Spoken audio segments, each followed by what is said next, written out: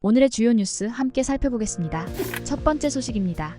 오는 11월 1일부터 주택청 약종합저축의 월 납입 인정액이 기존 10만원에서 25만원으로 상향 조정됩니다.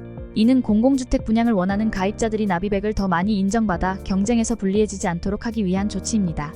국토교통부는 지난 6월 발표된 주택규제 개선 대책의 후속으로 이 같은 내용을 25일 발표했습니다.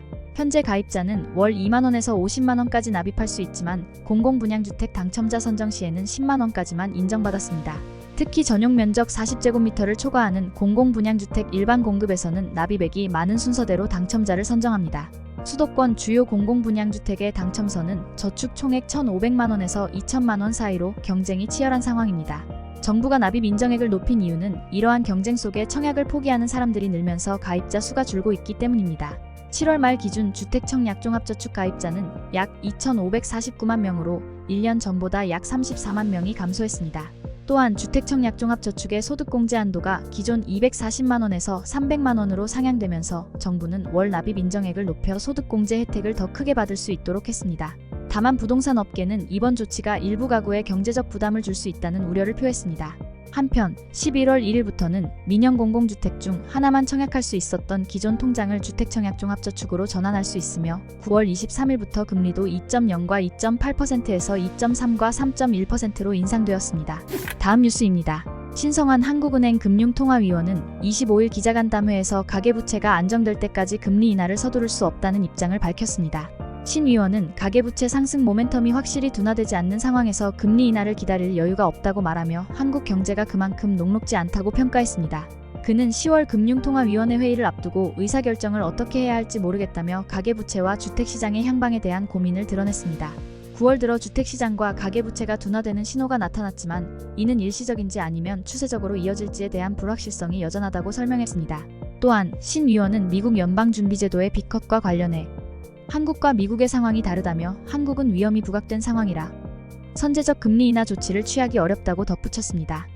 그는 7월 금통위에서도 금리를 인하하고 싶었으나 집값 급등과 가계부채 증가로 금융 안정의 위험이 커지며 금리 동결을 선택할 수밖에 없었다고 밝혔습니다.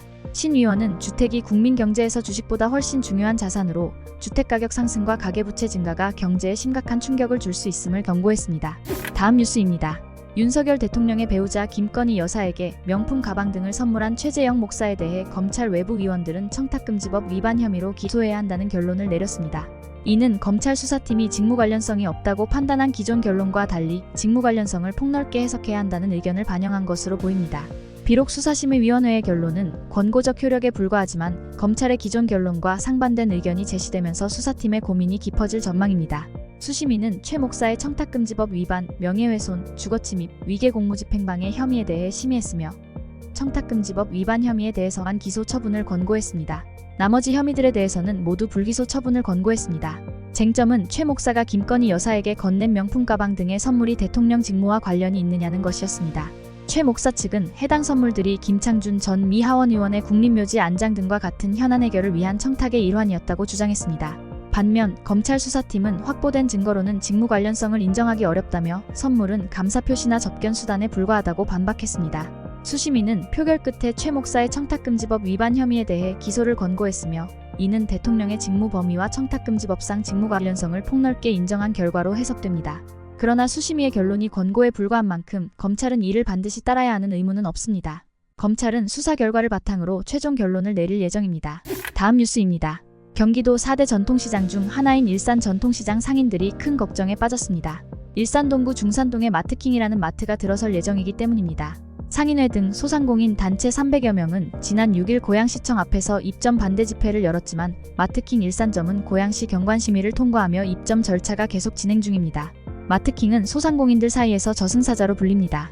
대형마트 규제를 피하기 위해 매장을 1,000제곱미터 이하로 쪼개서 여러 동으로 건축한 뒤 내부를 통로로 연결해 하나의 마트처럼 운영하기 때문입니다. 이 방식으로 규제를 피한 마트킹은 경기 남부에서 확장한 후 경기 북부에도 진출해 현재 도내에 11개 매장이 있습니다. 2022년 마트킹의 매출은 약 420억 원, 영업이익은 40억 원이었습니다. 마트킹은 무단 용도 변경 등 다양한 편법을 사용해왔으며 일부 매장은 법인을 쪼개 규제를 회피하고 있습니다. 일산시장 상인들은 마트 입점과 관련한 정보가 투명하게 공개되지 않아 불만을 제기했으며 고양시는 경관심의 내용은 자율성을 보장하기 위해 공개하지 않는다고 설명했습니다. 마트킹 측은 일산점과 관련된 문의에 답변을 거부했습니다. 다음 뉴스입니다. 알리바바 그룹의 전자상거래 플랫폼인 알리익스프레스가 한국 판매자가 해외 시장에 진출할 수 있는 글로벌 셀링 프로그램을 다음 달 공식 출시한다고 25일 밝혔습니다. 이를 통해 알리익스프레스의 한국 상품 전용관 K베뉴에 입점한 판매자들은 한국뿐만 아니라 미국, 일본, 프랑스, 스페인 등 해외에서도 동시에 상품을 판매할 수 있게 됩니다. 향후 판매 국가와 지역은 점진적으로 확대될 예정입니다. 이 프로그램의 초기 판매 상품군은 화장품과 패션에 집중하며 이후 식품과 K-팝 관련 상품으로 확장할 계획입니다. 또한 한국 상품임을 쉽게 알 수 있도록 영문 시프롬 코리아 라벨을 부착하여 해외 소비자들이 인식하도록 지원합니다. 알리익스프레스는 판매자를 위한 다양한 지원책도 마련했습니다.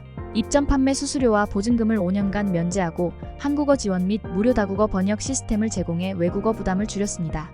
또한 판매자는 한국과 동일한 조건으로 해외에 상품을 판매하거나 국가별로 차별화된 조건을 설정할 수 있으며 앞으로는 국가별 자동 가격 설정 기능도 추가될 예정입니다.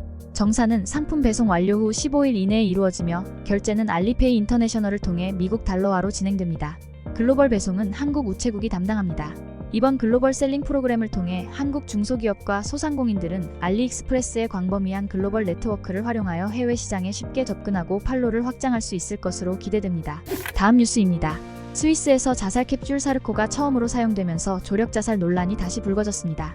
최근 스위스 샤우프하우센주에서 60대 미국인 여성이 사르코 캡슐을 이용해 스스로 목숨을 끊은 사건과 관련해 몇몇 관계자가 자살 방조 혐의로 체포되었습니다. 사르코는 사용자가 캡슐에 들어가 뚜껑을 닫고 질문에 답한 뒤 버튼을 누르면 질소가 방출되어 사용자가 잠들듯 사망하는 수면 캡슐 형태의 자살 도구입니다.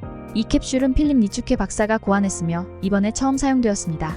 스위스는 일정 조건을 충족하면 조력 자살을 허용하지만 외부의 직접적 개입 없이 이루어져야 처벌받지 않습니다. 이러한 법적 허점 때문에 논란이 계속되었고 일부 의원들은 입법 필요성을 주장해왔습니다. 사르코의 등장으로 논란은 더욱 커졌습니다. 네덜란드의 안락사 단체 엑시트 인터내셔널은 사르코가 평화롭고 효과적인 죽음을 제공했다고 강조했으며 스위스 조력자살 단체도 이를 위험 있는 죽음이라고 평가했습니다.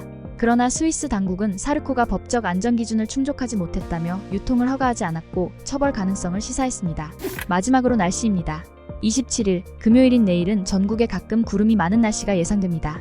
동풍의 영향을 받는 강원 영동 지역은 대체로 흐린 가운데 아침부터 가끔 비가 내릴 것으로 보입니다.